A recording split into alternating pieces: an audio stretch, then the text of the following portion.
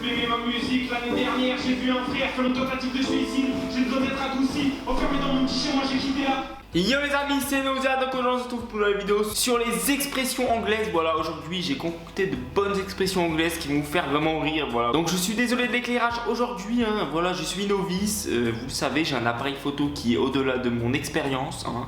Donc voilà, c'est un petit peu compliqué, mais normalement vous me verrez très bien. C'est juste derrière, vous croyez qu'il y a du soleil, mais il pleut, hein. Donc aussi je voudrais mettre un terme sur mes cheveux, voilà, mes cheveux c'est une catastrophe, hein. On est d'accord sur ça, mais mon coiffeur est en 11. I could eat a horse. I could eat a horse. Je pourrais manger un cheval, donc les Anglais tout simplement, eux, pour dire qu'ils ont vraiment la dalle, hein. Dans le Nord on dit qu'on a la dalle, voilà, qu'on a vraiment faim, et ben ils disent je pourrais manger un cheval. Donc moi je me vois pas du tout dire demain à ma mère, voilà, je pourrais manger un cheval, non, voilà, c'est un petit peu chelou quand même. You are pulling my leg, ouais je crois que c'est ça, my leg.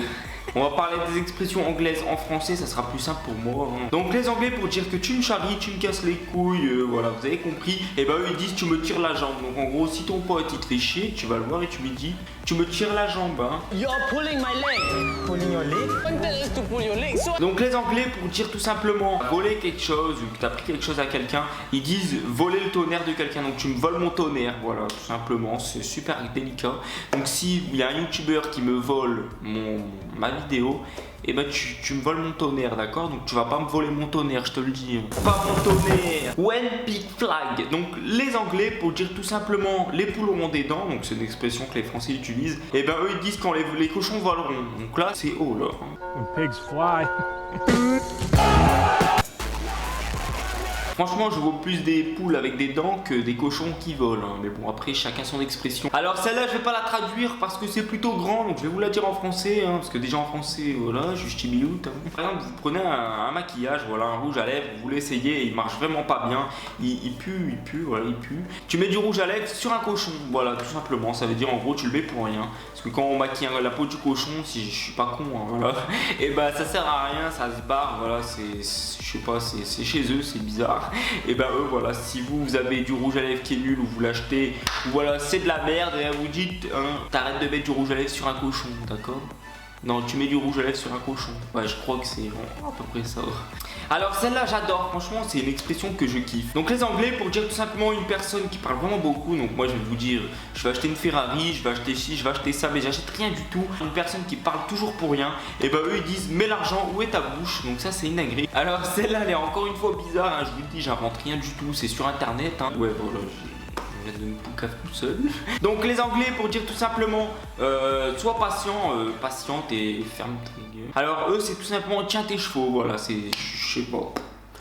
J'invente pas, hein. Personne qui vous casse les couilles, qui arrête pas de bouger, ou comme chez nous des fois on dit t'as des vers au cul, quand t'arrêtes pas de bouger, que t'es pas patient, voilà, et ben tu lui dis tiens tes chevaux. Ah, celle-là elle est vraiment parfaite aussi, voilà, si votre daron, votre père là il est dans le fauteuil et il arrête pas de regarder BFM TV, hein, et ben vous allez voir, vous lui dire couch potato, voilà, ça veut dire tout simplement qu'une personne est fainéante, qui arrête pas d'être devant la télé, tout simplement, c'est l'expression des Anglais. Donc les Anglais, si vous êtes des fainéants, ils viennent, ils claquent couch potato.